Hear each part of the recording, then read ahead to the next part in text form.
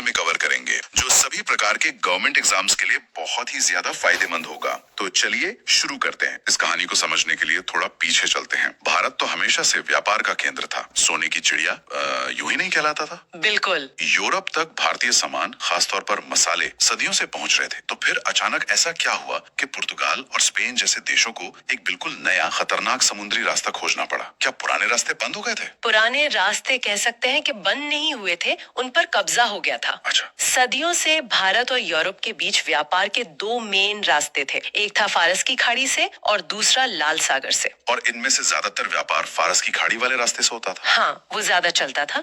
लेकिन फिर अचानक एक बड़ी घटना हुई जिसने सब कुछ बदल दिया। साल था 1453। सही कहा। 1453 में तुर्कों ने कुस्तुनतुनिया पर कब्जा कर लिया और ऑटोमन साम्राज्य की स्थापना की। इसके कारण यूरोप से भारत तक का जो पुराना जमीनी और समुद्री व्यापार मार्ग था, वो एक तरह से बंद हो गया। अब यूरोपीय व्यापारियों के लिए भारत पहुंचना लगभग असंभव सा हो गया था। और इसका सीधा असर पड़ा होगा कीमतों पर, खासकर मसालों की। पुर्तगाल जैसे देशों में तो महंगाई बहुत बढ़ गई होगी। हाँ, क्योंकि जो थोड़ा बहुत व्यापार होता भी था, उस पर अरब और इटली के व्यापारियों का एकाधिकार था, मतलब मोनोपोली। वो भारत से सामान खरीदते थे और यूरोप में कई गुना ज्यादा कीमत पर बेचते थे। इसी एकाधिकार को तोड़ने और सीधे भारत से व्यापार करके भारी मुनाफा कमाने के लिए एक नए समुद्री मार्ग की खोज, जिसे भौगोलिक खोज कहा गया, वो शुरू हुई। अच्छा, मकसद साफ था। बिचौलियों को हटाओ, सीधे भारत पहुंचो और व्यापार पर कब्जा करके बेशुमार दौलत कमाओ। एक नए रास्ते की खोज शुरू हुई। लेकिन वास्को डी गामा कहानी में सीधे नहीं आते। उनसे पहले भी कुछ साहसी कोशिशें हुई थी। हाँ, सबसे पहली बड़ी कोशिश 1488 में हुई। बार्थोलोमियो डियाज नाम का एक पुर्तगाली नाविक था।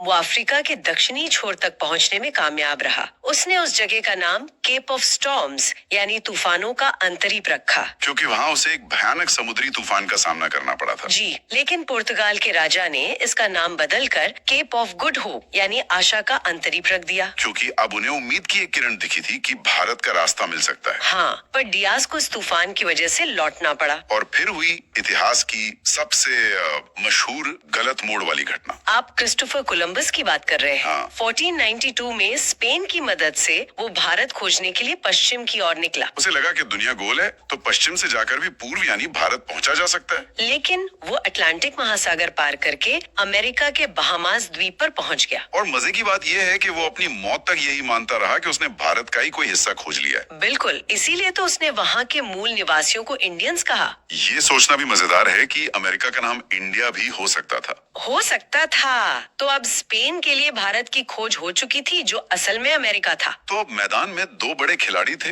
पुर्तगाल जो अफ्रीका के रास्ते पूर्व की ओर जा रहा था और स्पेन पश्चिम की ओर। और ये दोनों उस समय के सुपर पावर थे। जाहिर है टकराव का खतरा तो था, और इस टकराव को टालने के लिए उन्होंने कुछ ऐसा किया जो आज सुनने में बिल्कुल अविश्वसनीय लगता है। हाँ, उन्होंने उस समय के सर्वोच्च धार्मिक नेता यानी पोप की मदद से पूरी दुनिया का ही बंटवारा कर लिया। यही थी 1494 की टॉर्डेसिलास की संधि। जी, उन्होंने अटलांटिक महासागर में एक काल्पनिक रेखा खींचकर तय किया कि इस रेखा के पश्चिम में खोजी गई सारी गैर ईसाई जमीन स्पेन की होगी और पूर्व की सारी जमीन पुर्तगाल की। बिल्कुल। एक मिनट, क्या ये सच में इतना आसान था? मतलब दो देशों ने काल्पनिक रेखा खींची और दुनिया ने मान लिया? इंग्लैंड या फ्रांस जैसे दूसरे देशों ने इस पर कोई आपत्ति नहीं जताई? ये एक बहुत अच्छा सवाल है। देखिए, उस समय पोप का अधिकार कैथोलिक दुनिया में सर्वोच्च माना जाता था और इस संधि पर पोप की मुहर थी। अच्छा। इंग्लैंड और फ्रांस उस वक्त स्पेन और पुर्तगाल जितने शक्तिशाली नहीं थे, इसलिए वे शुरुआत में खुलकर कुछ नहीं कर पाए। लेकिन उन्होंने इसे कभी स्वीकार नहीं किया होगा। मन ही मन तो बिल्कुल नहीं, और यही भविष्य में उनके बीच समुद्री लड़ाइयों का एक बड़ा कारण बना। इसी संधि ने पुर्तगाल को भारत की खोज के लिए एक तरह से आधिकारिक लाइसेंस दे दिया। और इसी लाइसेंस के साथ 1497 में वास्को डी गामा 4 जहाजों के बेड़े के साथ लिस्बन से निकला। उसने बार्थोलोमियो डियाज वाले रास्ते को ही आगे बढ़ाया, केप ऑफ गुड होप का चक्कर काटा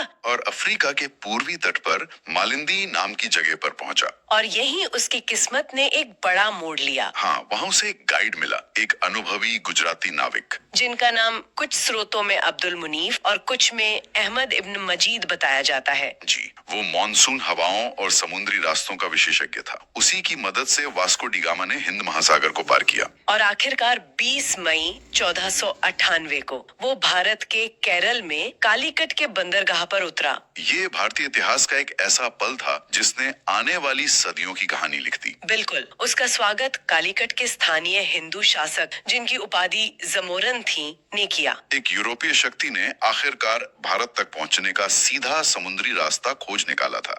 अच्छा, तो इतने लंबे खतरनाक सफर के बाद जब वो वापस पुर्तगाल गया, तो आखिर ऐसा क्या लाया था जिसने सब कुछ बदल दिया? क्या वो सोना था या हीरे जवाहरात? नहीं, वो अपने साथ मुख्य रूप से काली मिर्च और कुछ अन्य मसाले लेकर गया था। कि उस समय काली मिर्च सिर्फ एक मसाला नहीं थी। अच्छा, यूरोप में भयंकर सर्दियों में जानवरों को खिलाने के लिए चारा नहीं होता था, तो वे उन्हें मारकर उनका मांस संरक्षित करते थे। और बिना रेफ्रिजरेटर के उस मांस को सड़ने से बचाने और उसका स्वाद बेहतर करने के लिए काली मिर्च सोने जितनी कीमती थी। तो जब उसने इस काले सोने को यूरोप में बेचा तो क्या हुआ? जब उसने उस काली मिर्च को बेचा, तो उसे अपनी पूरी यात्रा पर आए खर्च से 60 गुना ज्यादा मुनाफा हुआ। 60 गुना? ये तो मतलब इसने तो यूरोप के हर शाही दरबार में खलबली मचा दी होगी। बिल्कुल। इस जबरदस्त सफलता के बाद पुर्तगाल ने जश्न मनाया होगा। जरूर, लेकिन दूसरा अभियान जो 1500 में पेड्रो एल्वेरेज कैब्रल के नेतृत्व में आया, उसका अनुभव बिल्कुल अलग था। ऐसा क्या हुआ? कैब्रल एक अलग मानसिकता के साथ आया था।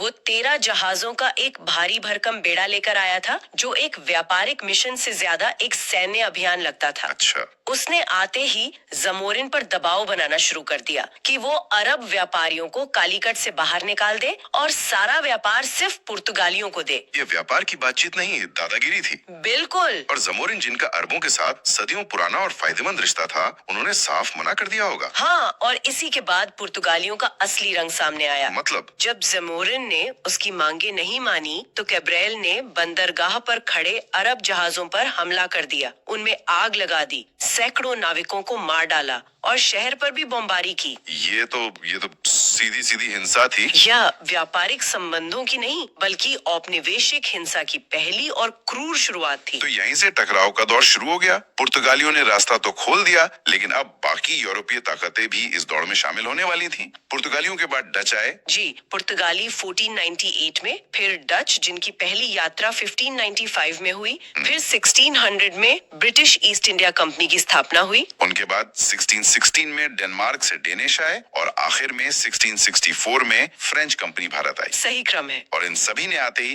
भारत में अपनी व्यापारिक कोठियां या फैक्ट्रियां बनानी शुरू कर दी। हाँ, पुर्तगालियों ने अपनी पहली फैक्ट्री 1503 में कोचीन में लगाई, डचों ने 1605 में मसूलीपट्टनम में, और अंग्रेजों ने 1608 में सूरत में अपनी पहली फैक्ट्री स्थापित करने की कोशिश की, जो कुछ सालों बाद शायद 1613 में जाकर स्थायी रूप से स्थापित हो पाई। जी बिल्कुल। वास्को डी गामा की उस जबरदस्त कामयाबी के बाद पुर्तगाल से दूसरा बड़ा अभियान निकलता है। हाँ, इस बार जहाजों का कप्तान था Pedro Alvares Cabral. Pedro Alvares Cabral. 1499 में कैब्रेल एक बड़े बेड़े के साथ पुर्तगाल से निकला। लक्ष्य साफ था, भारत पहुंचकर व्यापार करना। लेकिन समंदर का सफर उस जमाने में आज जैसा तो था नहीं। बिल्कुल नहीं। तो 1500 ईस्वी में केप ऑफ गुड होप के पास उसका जहाज एक तूफान में फंस गया और वो रास्ता भटक गया। रास्ता भटक कर वो पश्चिम की तरफ बहता चला गया और एक नई विशाल जमीन से जा टकराया। और वो जमीन थी ब्राजील। हाँ, ब्राजील। तो अनजाने में ही सही, भारत की खोज करने निकले कैब्रेल ने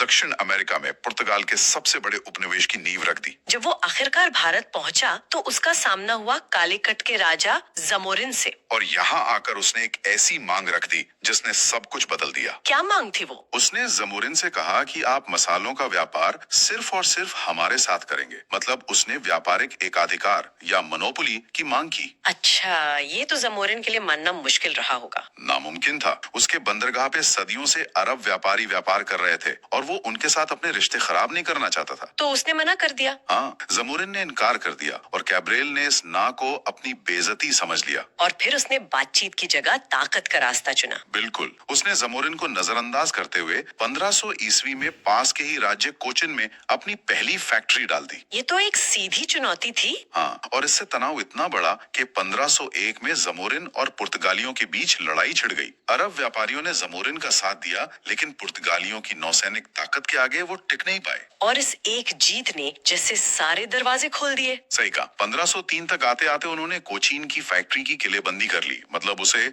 एक छोटे मोटे किले में बदल दिया। और कन्नूर जैसे दूसरे तटीय इलाकों में भी अपना दबदबा बना लिया। तो एक व्यापारिक चौकी अब एक सैन्य अड्डे में बदल रही थी। हाँ, अब उन्हें समझ आ गया था कि भारत में व्यापार करना है तो सिर्फ